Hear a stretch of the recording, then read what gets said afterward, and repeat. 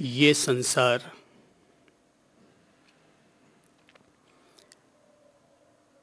किसी वृक्ष की तरह है।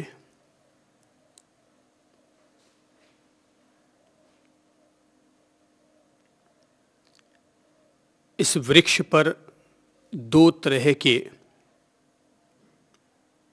प्राणी आया करते हैं।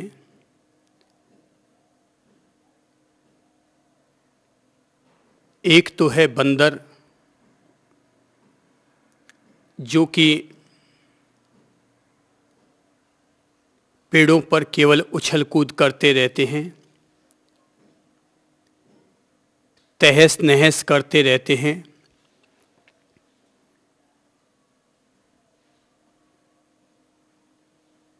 लेकिन दूसरे होते हैं,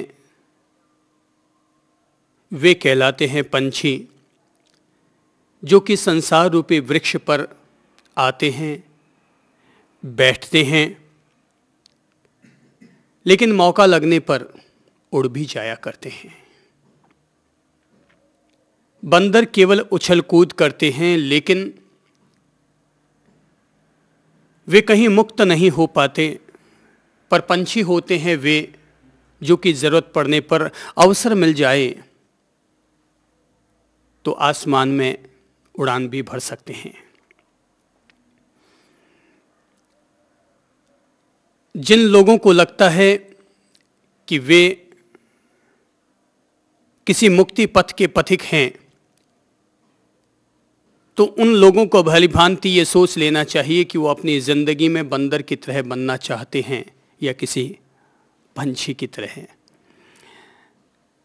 अगर बंदर की तरह बनना है तो इंसान तो बंदर है ही, पर अगर पंछी की तरह बनना है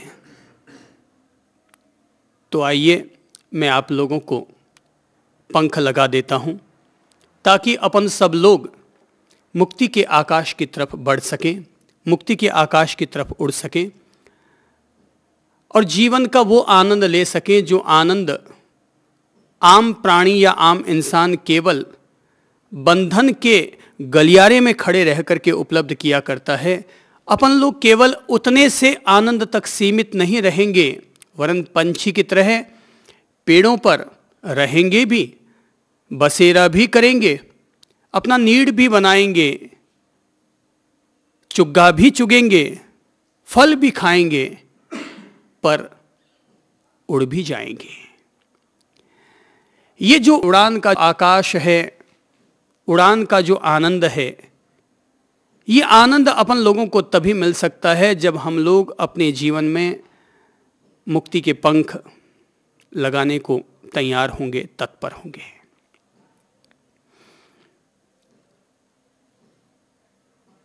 मैं ईश्वर का शुक्रगुजार हूं कि उन्होंने मेरे जीवन में वे पंख लगाए, और इसीलिए कहता हूं कि मेरे साथ भी वो पंख लगे हुए हैं। अगर और भी कोई व्यक्ति पंख लगाना चाहे तो अपने जीवन में पंख लगा सकता है, ताकि वो केवल संसार में पैदा होकर केवल संसारी होकर के न रह जाए, वरन संसार में पैदा होकर भी उस पंछी की तरह अवसर मिलने पर मुक्त हो जाए, जो कि पेड़ों से मुक्त हुआ करता है।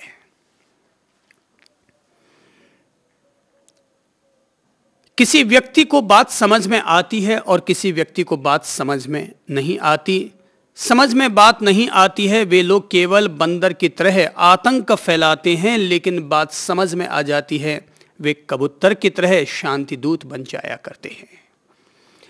नचिकेता को बात समझ में आ गई, इसलिए अगर पिता ने उन्हें कह दिया कि मैं तुम्हें मृत्यु को देता हूं, तो चिंतित होने की बजाय वे मृत्यु को वर्ण करने को तैयार हो गए। पिता उद्दालक के मन में क्रोध के आवेश में कहे गए शब्द फिर प्रायश्चित में बदल गए, और तब वे मन में यह सोचने लगे कि मैंने यह क्या कह डाला अपने पुत्र से कि जा मैं तुम्हें मृत्यु को देता हूं।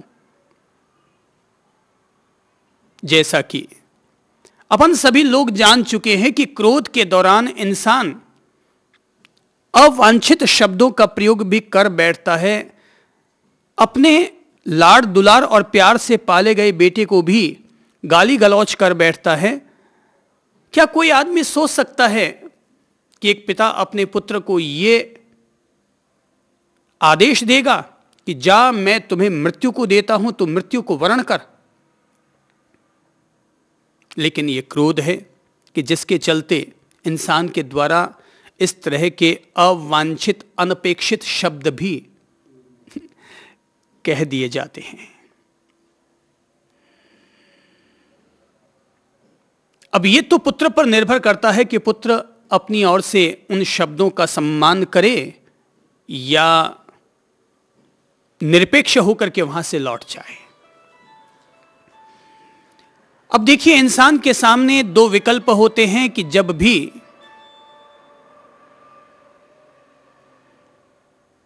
पिता अपने पुत्र के सामने डांट लगाता है तो पुत्र के सामने दो विकल्प होते हैं। पहला विकल्प तो यह कि वापस वह अपने पिता को दो कटु वचन कहे, कही गई बात का जवाब दे। दूसरा पहलू होता है कि वह मौन रह जाए कि ठीक है, बड़े हैं, कह दिया सो कह दिया, अभी 2 मिनट में बात आई गई हो जाएगी। और तीसरा विकल्प यह बनता है कि व्यक्ति पिता के द्वारा कहे गए शब्दों को सम्मान दे, भले ही उन्होंने क्रोध में भी क्यों न कहे हों, भले ही दशरथ ने प्रेम से प्रेरित होकर के ही 2 वर या वचन क्यों न दे डाले हों, लेकिन फिर भी पिता के द्वारा कहे गए शब्दों का सम्मान करना एक पुत्र का दायित्व और धर्म होता है। नचिकेता ने भी उसी धर्म को निभाना अपने लिए गरिमापूर्ण समझा, चिंतित ना हुए। हालांकि सोचा कि आखिर वो क्या प्रयोजन हो सकता है कि जिसके चलते पिता ने ऐसा कहा, और वो क्या काम हो सकता है कि यमराज के पास जाकर के वो मुझसे पूरा करवा पाएंगे।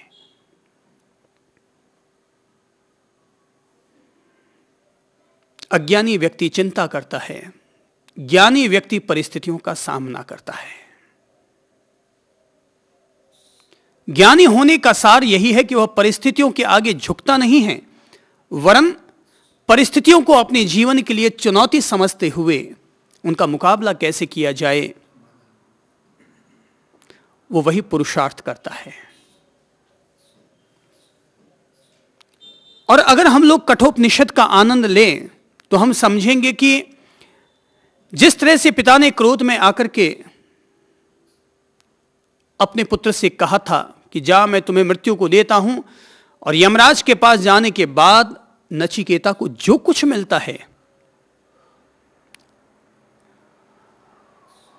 वो जो संपदा मिलती है, जो खजाना मिलता है, यदि वैसा ही अभिशाप या वैसा ही आदेश पिता उद्दालक दूसरी बार और देते तो नचिकेता अत्यंत प्रेम और आदर भाव के साथ तैयार हो चुका होता कि मुझे जो कुछ मिला है वो मैं जानता हूं कि मुझे क्या मिला है। गुस्सा नहीं करेंगे वो। ज्ञानी व्यक्ति गुस्सा करने की बजाय ये समझने का प्रयत्न करता है कि जो ऐसा कहा गया है इसके पीछे एक होनी काम कर रही है, एक नियति की व्यवस्था काम कर रही है, या ऐसा ही कुछ कह दिया गया है। और अगर कोई पिता यज्ञ का आयोजक है, ऋषि है, वेदों का ज्ञाता है, तो पुत्र यही मानता है कि उनके मुंह से निकली हुई बात ऐसे ही नहीं हो सकती, कोई न कोई प्रयोजन, कोई न कोई उद्देश्य जरूर होना चाहिए। नचिकेता को भी बुरा नहीं लगा। इसे हम यूं समझें, एक मोटा आदमी बस में सवार होने वाला था, बस आकर रुक गई, वो बस के दरवाजे पर खड़ा हो गया, अंदर घुसने की कोशिश कर रहा है पर इतना मोटा है कि घुस नहीं पा रहा है, कि उसके पीछे खड़े हुए 2-4 लोग, उन्हें लगा कि अगर ये मोटा आदमी बस में न घुसा तो बस आगे निकल जाएगी और हम फिर खड़े के खड़े रह जाएंगे। सो पीछे वाले आदमी ने झट से एक जोर का धक्का दिया, लात मारी और आदमी अंदर चला गया, अंदर घुस गया। और उनके अंदर घुसते वो 3-4 लोग भी अंदर घुस गए। लेकिन जिस आदमी ने लात मार के धक्का मार के अंदर घुसेड़ा। उसको बाद में चिंता हुई कि यार ये मोटा आदमी, चढ़ते समय तो मैंने लात मार दी, और अब अगर इस आदमी को गुस्सा आ गया और उतरते समय इसने अगर मुझे लात मारी तो मुश्किल हो जाएगी। मेरी लात को तो ये हजम कर गया, पर इसकी लात पड़ गई तो, यही कहीं मेरे ऊपर बैठ गया तो। घबराया, और घबराहट में ही वो आदमी उस मोटे आदमी के पास गया और जाकर कहने लगा, साहब साहब माफ़ कीजिएगा, माफ़ कीजिएगा। बोले भाई किस बात की माफ़ी? बोले साहब मैंने आपको लात मार दी थी, धक्का मार दिया था अंदर घुसेड़ने के लिए। मोटा आदमी हंसा, मुस्कुराया और कहने लगा, भैया एक काम और करना। बोले क्या? बोले जब मैं उतरूँ ना तो ऐसा ही धक्का एक और दे देना, ऐसा ही धक्का एक और दे देना, ताकि आराम से बाहर निकल जाऊं। व्यक्ति खुद समझता है कि जो धक्का दिया गया है वो उसके लिए अनुकूल रहा या प्रतिकूल रहा। तो नचिकेता को भी इसी तरह के सद्भाव पैदा होने लगे कि अच्छा ही हुआ जो पिता ने ऐसा कहा। लगता है यमराज के पास जाकर के कुछ अनहोना होगा, कुछ खास होगा, कुछ विशिष्ट घटना घटेगी। तैयार हो गया, पिताजी के पास गया और जाकर कहने लगा, पिताश्री आपने मुझे मृत्यु को प्रदान किया है, दान किया है, तो अब मैं आपसे रजा चाहता हूं। पांव छुए होंगे, आशीर्वाद लिया होगा, और तय है कि कोई भी आदमी अपने माँ बाप को रोजाना भले ही धोख न लगाता हो, पर होली दिवाली तो घर से आते जाते तो पांव छूता ही है। इतनी तो सभ्यता अभी तक बची हुई है। तो बेटा गया होगा, पिता के पांव छुए होंगे, और जैसे ही जाने लगा कि पिता को एहसास हुआ, अरे तो क्या ये सचमुच जा रहा है? पिता ने तो ऐसे गुस्से में कह दिया होगा। अब बाप तो रोजाना ही कुछ ना कुछ गालियां ठोकता ही रहता है गुस्से में। अब बेटा किस किस बात का अमल करने को तैयार होगा? पर उन्हें जब लगा कि अरे नहीं, बेटा तो सचमुच ही जा रहा है, तो उनको क्या हुआ? प्रायश्चित हुआ कि मैंने क्या कह डाला। अहो, ये तो सचमुच जाने को तत्पर हो गया। अगर ये चला गया तो क्या होगा? मैं पुत्र विहीन रह जाऊंगा। मेरे थोड़े से गुस्से का क्या ये परिणाम होगा कि मुझे अपने पुत्र के प्रेम से वंचित होना पड़ेगा? कहते हैं पछतावा हुआ, बेटे को सॉरी भी कहा होगा, बेटे को अनुरोध भी किया होगा कि बेटा मत जा। जैसा कि राम को जब 14 वर्ष का वनवास मिला, तो कहते हैं कि पुत्र को याद करते करते ही पिता के प्राण निकले थे। दशरथ की आत्मा पुत्र में ही अटक गई, राम में अटक गई। तो बहुत मना किया होगा कि बेटा मत जा, पर फिर भी पुत्र ने मन बना लिया कि मैं अपने पिता के वचनों की आन रखूंगा। तो नचिकेता ने भी आन रखने का संकल्प कर लिया था, और राम ने भी पिता के वचनों की आन रखने का संकल्प कर लिया।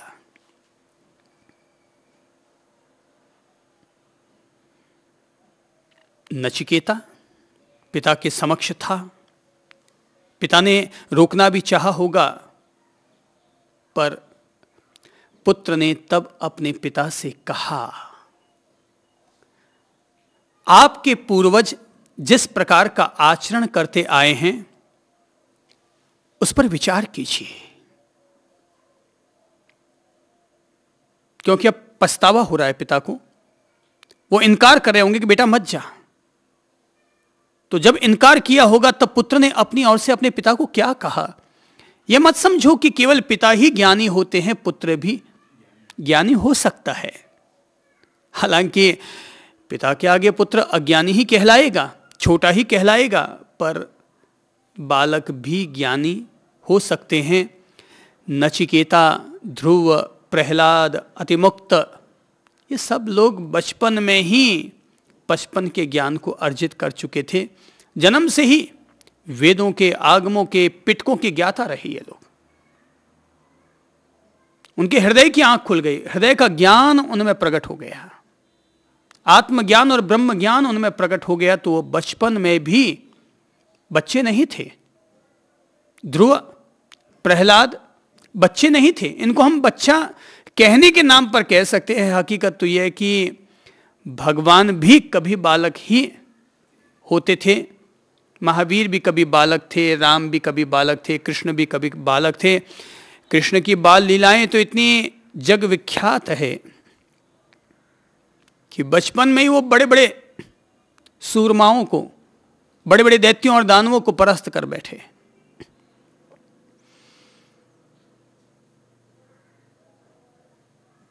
तो तब पुत्र ने अपने पिता से कहा, आपके पूर्वज जिस प्रकार का आचरण करते आए हैं उस पर विचार कीजिए,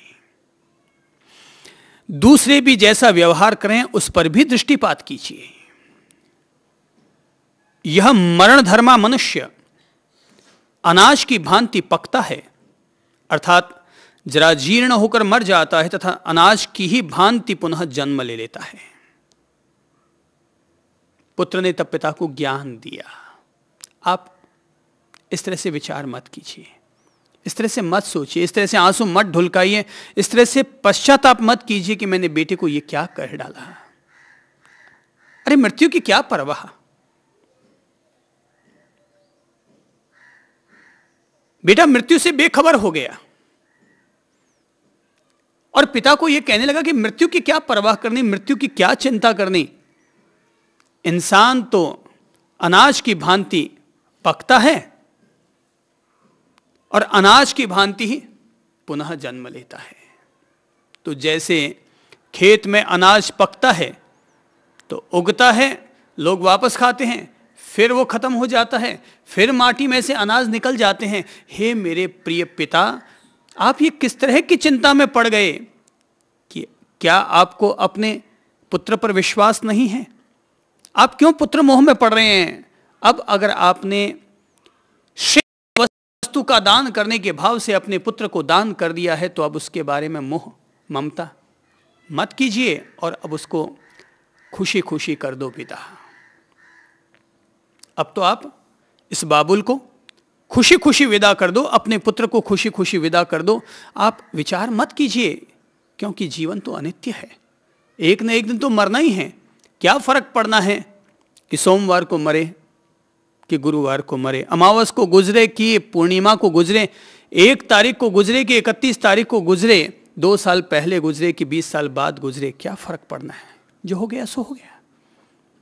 मुझे मृत्यु से कोई भय नहीं है, मैं प्रेम पूर्वक वहां जा रहा हूं। ययाति भी तैयार हुए थे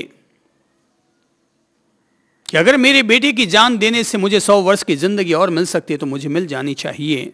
पुरु भी तैयार हो गया जाने के लिए। हो सकता है ययाति के मन में भी आया होगा, अरे मैंने ये क्या कर डाला, अपने युवा पुत्र की जान दे डाली अपने 100 वर्ष और बढ़ाने के लिए। पर पुरु के मन में किंचित भी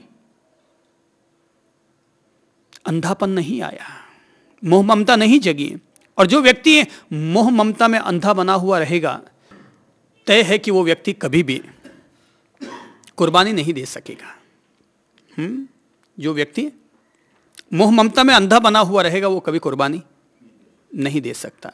और जान की कुर्बानी, कोई 150 रुपये कुर्बानी थोड़ी देनी है, जीवन की कुर्बानी देनी है। पिता के लिए अपने जीवन को कुर्बान करना है, पिता के वचनों का आन रखने के लिए अपने जीवन को कुर्बान देना है, तो ये बहुत बड़ी कुर्बानी हो गई। तो जब भी कोई इंसान कुर्बानी देगा तो माँ बाप का दिल तो पसीजेगा और बोलेगा, नहीं नहीं तुम्हें ऐसा नहीं करना चाहिए। पर जब भगत सिंह की माँ भगत सिंह के पास पहुंची थी कि जिस दिन भगत सिंह को फांसी होनी थी, माँ पहुंची, आंसू ढुलकाने लगी, तो भगत सिंह ने कहा था, माँ तेरी आंखों में आंसू शोभा नहीं देते, क्योंकि तेरा पुत्र मर नहीं रहा है, फांसी के फंदे पर लटक करके अमर हो रहा है। क्या फर्क पड़ना है? कोई इंसान 6 फुट नीचे गाड़ा जाता है और कोई इंसान हवा में 6 फुट ऊपर लटकता है। कोई इंसान जमीन में 6 फुट नीचे गाड़ा जाता है और कोई इंसान 6 फुट ऊंचा लटकता है। एक दिन मरना तय है, लेकिन उस मृत्यु पर भी इंसान को गौरव होता है जो मृत्यु किसी के काम आती है, जो जीवन किसी के काम आता है, फिर चाहे वो देश के काम आए, चाहे वो पिता के वचनों की आन रखने के काम आए, चाहे वो स्वयं के आत्मकल्याण के लिए काम आए। तो पुत्र ने, नचिकेता ने अपने पिता को संबोधित करते हुए कहा था कि पिताश्री, जीवन अनित्य है, शरीर मरण धर्मा है, एक न एक दिन सब कुछ यहां पर बीत जाने वाला है। दुनिया में कोई भी चीज ऐसी नहीं है जिसके लिए कहा जा सके वो चीज अमर है। क्या चीज अमर है? दुनिया में ना कोई धर्म, ना कोई पंथ, ना कोई परंपरा, ना कोई अवतार पुरुष, ना कोई तीर्थंकर, ना कोई पैगंबर। जब सभी लोग आते हैं और चले जाते हैं तो अपन जैसे लोगों की तो बिसात ही क्या है कि जो अपन अपनी अमरता के लिए सोच सकें। राम आए चले गए, महावीर आए चले गए, बुद्ध आए वो भी चले गए, क्या कोई दुनिया में रहा है क्या? अपने परदादा चले गए, दादा चले गए, बाप चले गए, माँ चली गई, अपन भी चले जाएंगे, आने वाली अपनी पीढ़ियां भी चली जाएंगी। जीवन एक सहयात्रा है, सब अपन लोग साथ साथ चलते हैं। कोई आज जा रहा है, कल कोई कल जा रहा है, अपन सब लोग बस आ रहे हैं और जा रहे हैं। बीच में थोड़ा बहुत आमोद प्रमोद करते हैं, धरती पर कुछ फूल खिलाते हैं और चले जाया करते हैं। फर्क केवल इतना ही है, कुछ लोग धरती पर फूल खिला कर जाते हैं, कुछ लोग धरती पर खिले हुए फूलों को उजाड़ कर जाते हैं। बस इतना सा फर्क पड़ता है। जाना तय है। इसीलिए तो ज्ञानी लोग कहा करते हैं कि इंसान को अपनी मृत्यु को भी हमेशा याद रखना चाहिए, ताकि वह पापों में रत ना हो जाए, इस दीन दुनिया के प्रति मोहित ना हो जाए, और बोध रखना चाहिए एक न एक दिन मरना है। और जब एक न एक दिन मरना ही है तो फिर क्यों व्यर्थ के पाप संजोए जाएं। ठीक है, जाना तय है। सहजता से जीवन जी लो, जो मिल जाए उसका आनंद ले लो, ना मिला तो भी मस्त रहना सीखो। कुछ लोग संतुष्ट होकर गुजरते हैं, कुछ लोग असंतुष्ट होकर गुजरते हैं, कुछ लोग मरते दम तक भी संतुष्ट नहीं हो पाते, कुछ लोग जीवन की पहली किरण में ही अपने जीवन में संतोष का गुल खिला लिया करते हैं। जैसा कि अभी अभी आप मुझसे कह रहे थे, मैं अगले जन्म में अगर मेरा जीवन हो तो मेरी ऐसी तो कोई तमन्ना नहीं है कि मैं कोई ज्ञानी बनूं, विद्वान बनूं, पर मेरी इतनी सी तमन्ना ज़रूर है। पहली तमन्ना तो ये कि मुझे अगले जन्म में नारी का चोला ना मिले, ताकि ये जो बंदिशें होती है, ये जो परतंत्रताएं होती है, ये मेरे जीवन से हट जाए। और दूसरी, अगर मेरा अगला जन्म हो तो मैं एक फकीर की तरह फक्कड़ बनना चाहती हूँ, ज्ञानी नहीं, फक्कड़ बनना चाहती हूँ कि मस्त रहूँ, हर हाल में आनंदित रहूँ, चाहे कोई जन्मे चाहे कोई मरे, पर मेरे लिए ना कोई जन्मे ना कोई मरे, मैं ऐसे फकीरी का आलम लेकर के जीऊँ। अच्छी बात है ये। अनित्यता का एहसास होना चाहिए। महावीर ने बहुत जोर दिया इस पर, बुद्ध ने बहुत जोर दिया इस पर कि प्रत्येक प्राणी, प्रत्येक वस्तु, प्रत्येक परिस्थिति अनित्य है, सब कुछ यहां परिवर्तनशील है। प्रकृति का मतलब ही है परिवर्तनशीलता, और अपन सभी लोग प्रकृति के अधीन हैं, प्रकृति के हिस्से हैं, प्रकृति का प्रतिनिधित्व करते हैं। प्रकृति ने हमें जन्म दिया है और प्रकृति का गुणधर्म ही यही है कि वो क्या है? परिवर्तनशील। प्रकृति क्या है? परिवर्तनशील, कि वो बदलती रहती है। मेरी समझ से अगर किसी भी इंसान को यह बुनियादी बात समझ में आ जाए कि संसार में सब कुछ परिवर्तनशील है, वो किसी भी स्थिति में वो व्यक्ति मोह ममता नहीं करेगा, वो केवल प्रेम करेगा। प्रेम कल्याण का पथ है, प्रेम पुण्य का पथ है, लेकिन मोह ममता ये अंधत्व का पथ है, ये पाप का पथ है, ये स्वार्थ का पथ है, ये पतन का पथ है, ये नरक की ओर ले जाने वाला पथ है। तो प्रेम पुण्य है और मोह पाप है। तो महावीर और बुद्ध ने इस बात पर अनेक दफा यह जोर देकर के कहा कि सब कुछ यहां पर परिवर्तनशील है, क्यों तुम व्यर्थ के मोह ममता में उलझे हुए हो। जरा सोचो कि जो काम धृतराष्ट्र ने किया, उस काम के पीछे वो क्या कारण है कि जिसके चलते धृतराष्ट्र ने पांडवों के साथ अन्याय किया और कौरवों का पक्ष लिया, जबकि पांडव भी उसके पुत्र और कौरव भी उसी के पुत्र। फर्क केवल इतना है, एक खुद के जाए थे, एक भाई के जाए थे। अगर मोह ममता में अंधा होने की बजाय कर्तव्य और प्रेम का अगर सद्भाव रहता तो उसे अपने पुत्र और भाई के पुत्रों में कहीं कोई फर्क नजर नहीं आता। पर जो नजर आया मोह ममता के अंधत्व के कारण। परिवर्तनशील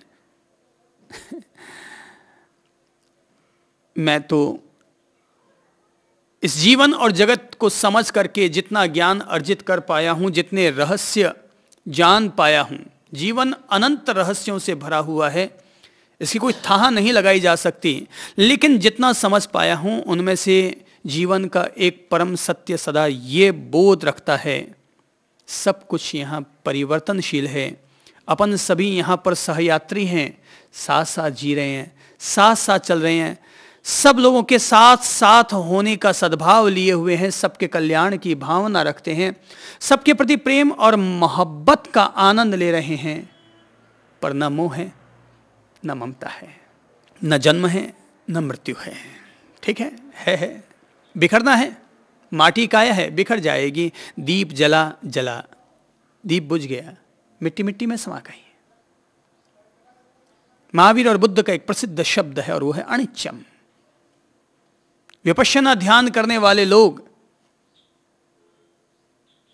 अगर 1 घंटा ध्यान करते हैं तो उनमें 25 दफा इस शब्द का उपयोग करते हैं, अनित्यम। प्रत्येक साधक को आत्मज्ञान की दिशा की तरफ कदम बढ़ाने के लिए, संसार से मोह ममता हटाने के लिए यह शब्द पुनः पुनः स्मरण कर लेना चाहिए और वो है अनित्यम। अनित्यम अनित्य है, परिवर्तनशील है। दिस टू विल पास, ये भी बीत जाएगा। जब वो बीत गया तो ये भी बीत जाएगा। कहते हैं कि एक सम्राट राजसभा में बैठा हुआ था, चिंतन मनन कर रहा था।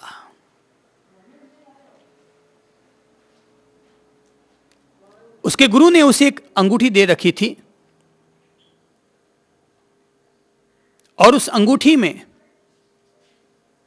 दुनिया के समस्त धर्म शास्त्रों का सार, निचोड़, नवनीत लिखा हुआ था और वो था दिस टू विल पास, ये भी बीत जाएगा।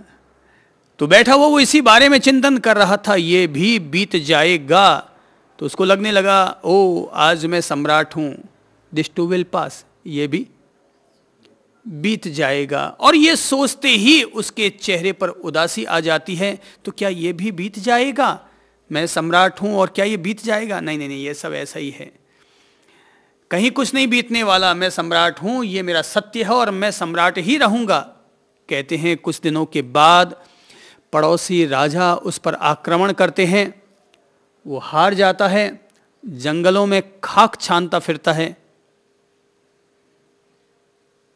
शत्रु सेना उसका पीछा कर रही होती है और वो दौड़ते दौड़ते एक पहाड़ी की गुफा में जाकर के छिप जाता है।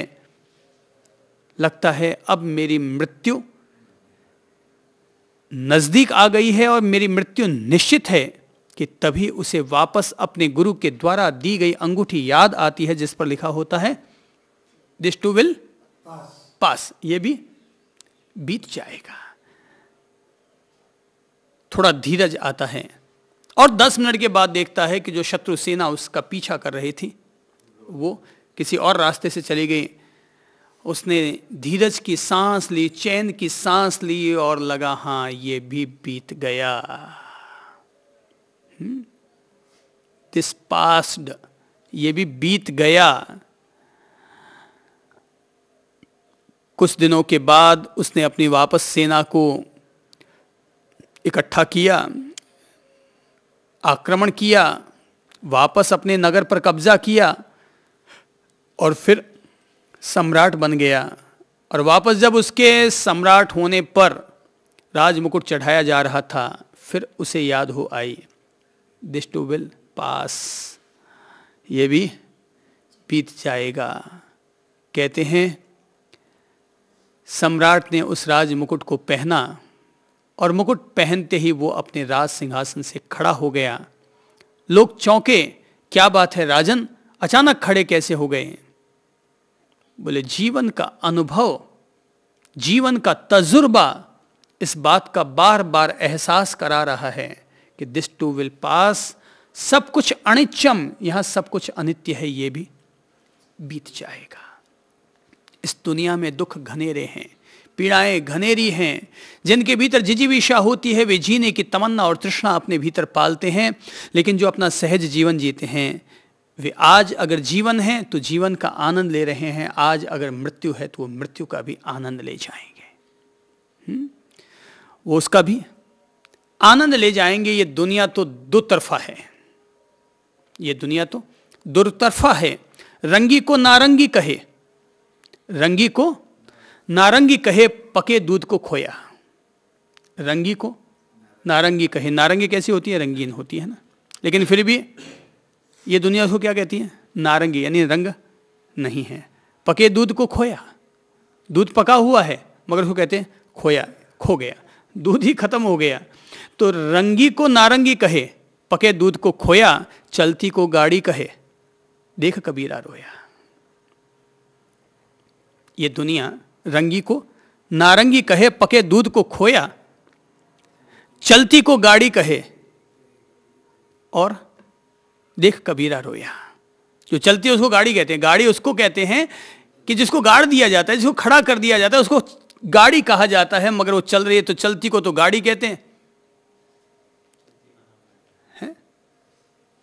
चलती को गाड़ी कहते हैं, कहते हैं चल, क्या कहा अभी आपने? चलती का नाम गाड़ी और खड़ी का नाम खटारा। तो चलती है उसको कहते हैं गाड़ी और जो खड़ी उसको कहते हैं उखली। तो बिल्कुल विपरीत अर्थ निकलते हैं। ये दुनिया है, दुनिया तो दो तरफे रंग निकालती है, दो तरफे अर्थ दिया करती है। ज्ञानी भलीभांति समझता है ये है दुनिया, कि अभी पत्नी प्यार करने लग जाती है, अभी पत्नी आका करने लग जाती है। इस दुनिया में निर्णय नहीं किया जा सकता कि किससे प्यार करें और किससे नफरत करें। कहीं पर विद्वान लोग संगोष्ठियां कर रहे हैं और कहीं पर शराबी लोग हो हल्ला कर रहे हैं। ये दुनिया है भाई। यहां पर पत्नी कभी तो कहती है 7 जन्म तक मैं आप ही को चाहूंगी, और कभी वही पत्नी तलाक देने को तैयार हो जाती है। तब किसको अपना कहें और किसको पराया कहें? ये दुनिया है। अभी लगता है कि ये महल है अपने सामने, क्या शानदार महल खड़ा है, लेकिन कल यही खंडहर बन जाता है। दुनिया में आज तक जितने भी महल हैं वो सारे जो खंडहर हुए वो कभी ना कभी तो महल थे ही। परिवर्तनशील है। ये अपन सभी लोगों को भली भांति बोध रखना चाहिए, याद रखना चाहिए। कठोपनिषद के जरिए ये छोटी सी जो गाथा है जो अपन लोगों को संदेश देती है, नचिकेता के जरिए एक पिता को, कि पिताश्री याद रखो अनित्यम, सब कुछ यहाँ अनित्य है, फिर क्यों व्यर्थ की मोह ममता करते हैं? अनित्यम, क्यों व्यर्थ की मोह ममता करते हैं? ठीक है, दिस टू विल पास, ये भी बीत जाएगा। महल खंडहर हो जाते हैं, खंडहर जमींदोज हो जाते हैं, वापस वहाँ पर भवन खड़े हो जाया करते हैं। जिन्हें लोग कब्रिस्तान कहते हैं उन्हीं पर फिर नई बस्तियाँ बस जाया करती हैं, और यही बस्तियाँ कभी वापस शमशान बन जाया करती हैं। कच्छ में अभी कुछ साल पहले ही भूकंप आया था, तो क्या हुआ? सारी बस्तियाँ शमशान बन गई, कब्रिस्तान बन गई। अनित्यम। इसलिए सहज जीवो, आज का दिन है, ये हमारा वर्तमान, हमारा सत्य है। हम आज के जीवन का आनंद ले रहे हैं। मूर्ख होते हैं वे लोग जो आने वाले कल की अनावश्यक चिंताएं, व्यर्थ की चिंताएं पालते रहते हैं। एक बात याद रखनी चाहिए, जो चौंस देता है वो चुग्गा भी जरूर देता है। ये बात अगर किसी भी इंसान के दिल में बैठ जाए, प्रवेश कर जाए, प्रतिष्ठित हो जाए, तो व्यक्ति हमेशा जिंदगी भर के लिए चिंता मुक्त और तनाव मुक्त हो जाएगा कि जो चौंस देता है वो चुग्गा भी देता है। तुम व्यर्थ में अपने भविष्य को लेकर क्यों चिंतित होते हो? चिंता तो वो करेगा जिसने तुम्हें भविष्य देना है। जो तुम्हें भविष्य देगा वो तुम्हारे भविष्य के बारे में चिंता करेगा। तुम अनावश्यक चिंता पालते हो, कल मेरा क्या होगा, क्या होगा, ज्यादा से ज्यादा मौत ही तो होगी, और क्या होगा? ज्यादा से ज्यादा क्या होगी? मौत होगी, और तय है मौत वक्त से पहले आएगी नहीं। तो जब वक्त से पहले मौत नहीं आनी है तो व्यर्थ की चिंताएं पाल करके अपने वर्तमान के सत्य को, वर्तमान के जीवन को, आज के आनंद को क्यों ठुकराया जाए, उसकी क्यों आत्महत्या करती जाए? मस्त रहो। मुझसे लोग पूछते हैं आपके कैसे हैं, मेरे मुंह से जवाब निकलता है मैं बहुत आनंदित हूं। ईश्वर की महान कृपा है कि वो ऐसे कोई निमित्त ही खड़े नहीं कर रहा कि जिन निमित्तों के कारण इंसान को चिंता होती हो, तनाव होता हो, डिप्रेशन होता हो, आपस में कलह होता हो। तो उस जीवन को सुखी जीवन न कहूं तो और क्या कहूं। रोजाना सुबह शाम हरि भजन करने का, प्रभु भजन करने का अवसर मिल रहा है। जरा सोचो कि अगर मैं भी आप लोगों की तरह किसी घर गृहस्थी में उलझ जाता तो मेरी भी वही एक बीवी होती, 2 बच्चे होते, वही एक दुकानदारी होती, और मैं भी वही घाणी के बैल की तरह पिसता रहता, चलता रहता, घर से दुकान, दुकान से घर के बीच में अपनी जिंदगी खत्म करता रहता। मैं सोचूं, आप भी सोचें। मुझे ये तो नहीं पता कि आपके जीवन का अर्थ क्या है, पर मुझे ये भली भांति बोध है कि मेरे जीवन का बहुत बड़ा अर्थ है, क्योंकि मैंने पंपाड़ नहीं पाड़े,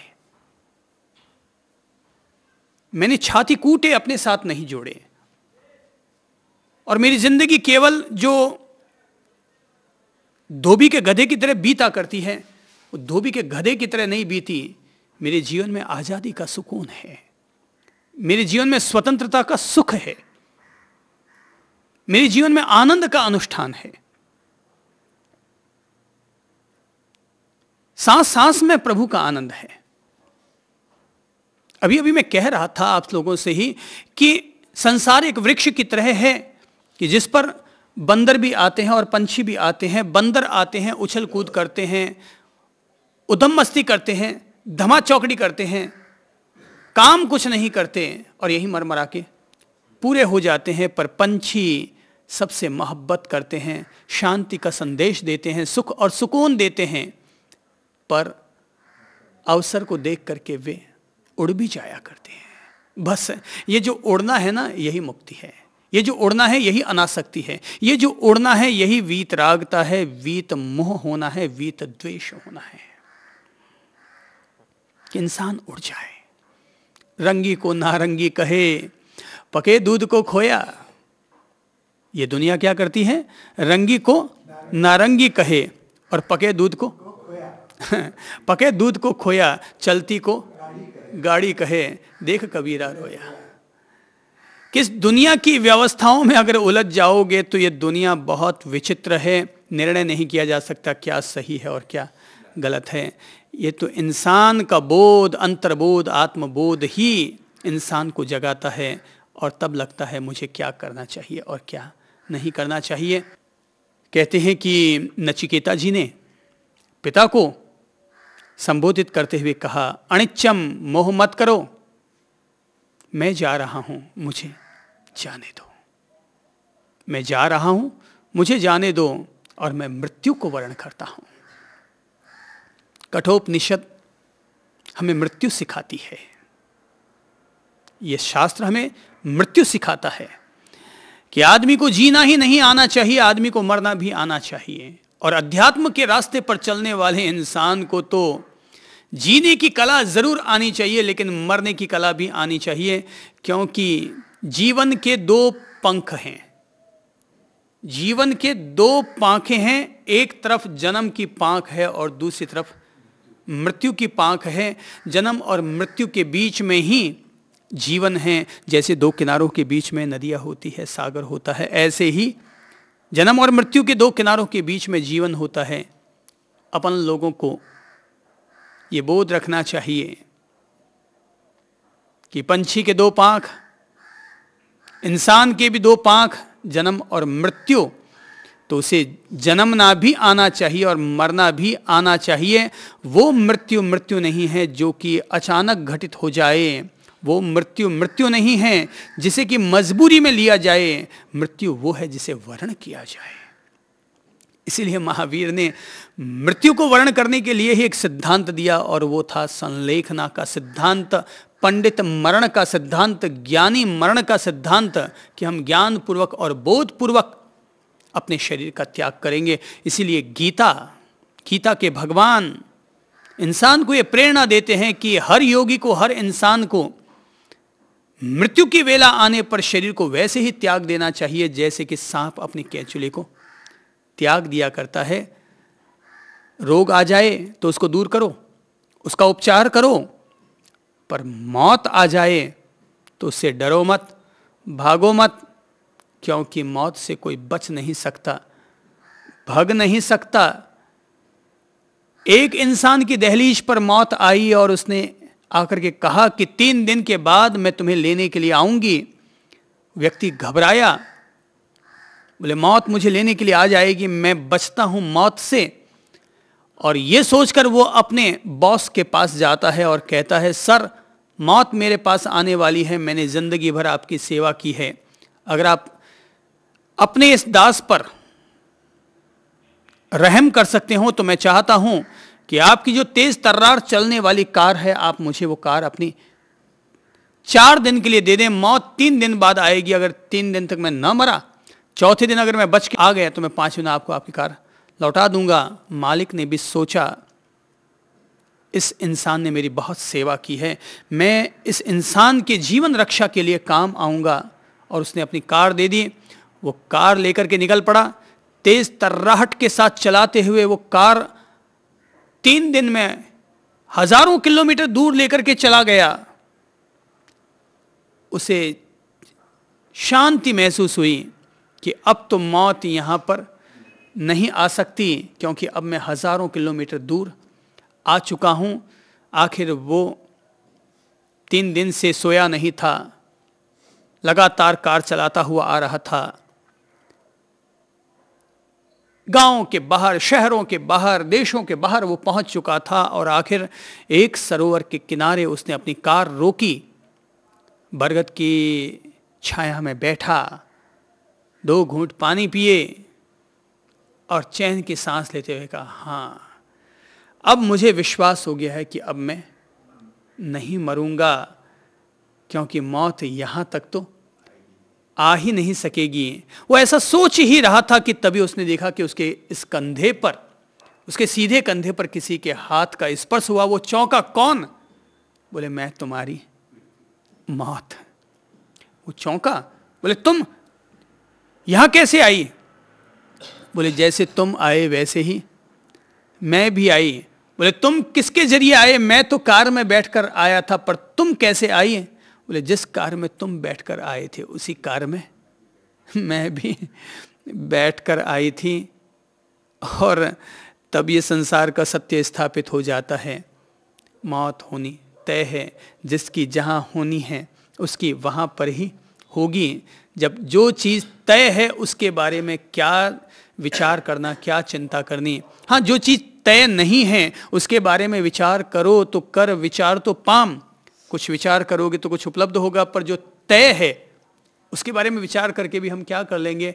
अनित्यम, जीवन अनित्य है। पिताश्री आप मुझे जाने की आज्ञा दीजिए, मैं मृत्यु का वर्ण करता हूं और यमराज के पास सशरीर पहुंचूंगा। इसी जीवन को लेकर के मैं यमराज के पास पहुंचूंगा। और पिताश्री आपको भले ही खेद होता हो, पर मुझे बहुत खुशी है कि स्वयं आपने ही मुझे अनुज्ञा दे दी है, रजा दे दी है, आज्ञा दे दी है। अगर मैं खुद जाता मृत्यु के पास तो आप सभी लोग मेरे अंतराय लगाते, बाधक बनते कि बेटा मरो मत। पर जब आपने खुद ने ही रजामंदी से रजा दे दी है तो अब तो मुझे कोई दिक्कत ही नहीं है, और मैंने फैसला कर लिया मृत्यु के पास जाने के लिए, क्योंकि मुझे मृत्यु से कुछ जरूरी काम है, मुझे यमराज से कुछ संवाद करने हैं। तो जिन बातों का ज्ञान मैं इस पृथ्वी लोक पर उपलब्ध नहीं कर पाया, मैं उन बातों का ज्ञान यमलोक में जाकर के अर्जित करने का प्रयत्न करूंगा। अर्थात धरती पर रहकर कुछ सवाल ऐसे थे जो मैंने पिता से पूछे, कुछ सवाल ऐसे थे जो मैंने गुरु से पूछे, उनसे मुझे जवाब मिला, लेकिन कुछ सवाल ऐसे हैं जो कि मुझे उन लोगों से ही पूछने हैं जो लोग उन सवालों के मार्तंड ज्ञाता हैं। मृत्यु के बारे में हे पिताश्री, धरती के लोगों को ज्ञान नहीं है, लेकिन मृत्यु के बारे में मृत्यु देव को अवश्य ज्ञान है। तो मेरे कुछ ऐसे सवाल हैं, मेरे कुछ ऐसे प्रश्न हैं जो प्रश्न मुझे मृत्यु से पूछने होंगे। और तब कहते हैं पुत्र वहां से निकल पड़ा, ठीक वैसे ही जैसे राम वनवास के लिए निकल पड़े। संभव है जैसे राम के लिए दशरथ मन से व्यथित हुए होंगे, तो नचिकेता के जाने पर भी उनके पिता उद्दालक व्यथित हुए होंगे, कलपने लगे होंगे, आर्त ध्यान रौद्र ध्यान करने लगे होंगे, शोकाकुल हो गए होंगे, खाना पीना ही उनका छूट गया होगा। लेकिन नचिकेता तो निकल पड़ा मृत्यु की ओर बढ़ने के लिए। लगा ली उसने समाधि जंगल में जाकर के, और अपने प्राण शरीर को यमलोक की ओर केंद्रित करते हुए, चूंकि एक ऋषि का पुत्र था तो संभव है उसे कई सिद्धियां भी उपलब्ध हों, वेदों का ज्ञाता था, इसलिए संभव है कि उस समय के उसे यंत्र मंत्र तंत्र सभी का ज्ञान हो। तो ज्ञान होने के नाते वो व्यक्ति सशरीर कहीं पर भी पहुंचने में समर्थ होगा। तभी तो यमलोक में यमराज के सामने वो सशरीर जीवित उपस्थित होता है। और यमलोक का नियम है कि वहां पर कोई भी व्यक्ति जीवित नहीं पहुंच सकता, उसको मरना पड़ता है। तो अगर नचिकेता सशरीर जीवित वहां पहुंचे हैं तो अवश्यमेव नचिकेता कोई साधक रहा होगा, उसे सिद्धियां उपलब्ध होंगी, तभी वो पहुंच पाया होगा। और बगैर सिद्धियां उपलब्ध हुए पृथ्वीलोक पर तो विहार हो सकता है, पर गगन विहार नहीं हो सकता। यमलोक तक व्यक्ति नहीं पहुंच सकता, पाताल लोक तक मनुष्य नहीं पहुंच सकता। तो नचिकेता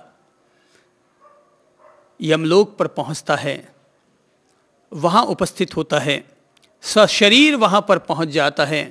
सारे यमलोक में तहलका मच जाता है। जैसा कि अभी कुछ समय पहले हिंदुस्तान में एक तहलका कांड हुआ था जिसने पूरे देश में तहलका मचा दिया था। कहीं कहीं नेताओं को उन लोगों ने रंगे हाथों रिश्वत लेते हुए दिखाया गया था, तब ये कांड प्रसिद्ध हो गया था, तहलका कांड। तो वैसे ही जब वो नचिकेता जी यमलोक पहुंचे होंगे तो तहलका मच गया होगा कि ये कौन व्यक्ति आ गया, सशरीर जीवित ही कोई ऊपर लौट आया है। यमदूत निर्णय ही नहीं कर पाए कि कहां है इसका प्राण, कहां इसकी मृत्यु है। चित्रगुप्त भी सशंकित हो गया कि मेरे बही खाते में तो इसकी मृत्यु अभी लिखी हुई नहीं है, यह आ कैसे गया। तो यमलोक में अफरा तफरी मच गई होगी, लेकिन वो तो यमलोक के द्वार पर सशरीर ही उपस्थित हो गया। अब कोई ऐसा वैसा इंसान पहुंचता तो वापस ऊपर से धक्के देकर के नीचे फेंक दिया जाता, पर कोई सिद्ध साधक, कोई सिद्ध पुरुष, ब्राह्मण, ब्रह्मवेत्ता, ब्रह्म का पुजारी अगर यमलोक में पहुंचा है तो उसको यमदूत भी कुछ कर नहीं पाते। और वो तो यमलोक के दरवाजे पर ही जाकर के बैठ गए नचिकेता जी, और जाकर कहने लगे मुझे यमराज से मिलना है। जवाब मिलता है यमराज तो बाहर गए हुए हैं, 3 दिन लगेंगे उनको वापस आने में। बोले 3 दिन लगे या 33 दिन या 33 साल, ये नचिकेता इसी दरवाजे पर खड़ा रहेगा, क्योंकि मैं दान में दिया हुआ हूं उनको। और जो चीज़ दान में दी जाती है वो किसी और को नहीं दी जा सकती, वो उसी को दी जा सकती है जिसके नाम से, जिसके निमित्त से दान किया गया है। तो मैं तो यमराज को दिया गया दान हूँ, तो मैं तो उन्हीं से ही मिलूँगा। और देखता हूँ कि धरती पर से अगर मेरे पिता उद्दालक ने मुझे यमलोक तक भेजा है तो यमराज मेरा क्या करते हैं, मुझे वापस धरती पर भेजते हैं या मुझे मृत्यु देते हैं या मेरे साथ क्या संवाद करते हैं। देखते हैं यमराज और नचिकेता आपस में मिल पाते हैं या नहीं मिल पाते, और अगर मिलते हैं तो उन लोगों को वहाँ से क्या मिलता है। धक्के देकर के नचिकेता को धरती पर भेज दिया जाता है या वहाँ से वे कुछ और आत्मज्ञान के खजाने, कुछ मृत्यु के रहस्य, कुछ जीवन के रहस्य, कुछ शास्त्रों के रहस्य, कुछ जगत के रहस्य लेकर के वो वहाँ से लौट कर आते हैं। देखते हैं अपन लोग कि वो क्या करते हैं और वहाँ उनको क्या मिलता है, किन परिस्थितियों का सामना करने को मिलता है। देखते हैं आगे होता है क्या। शेष चर्चा अपन लोग कल करते हैं। नमस्कार।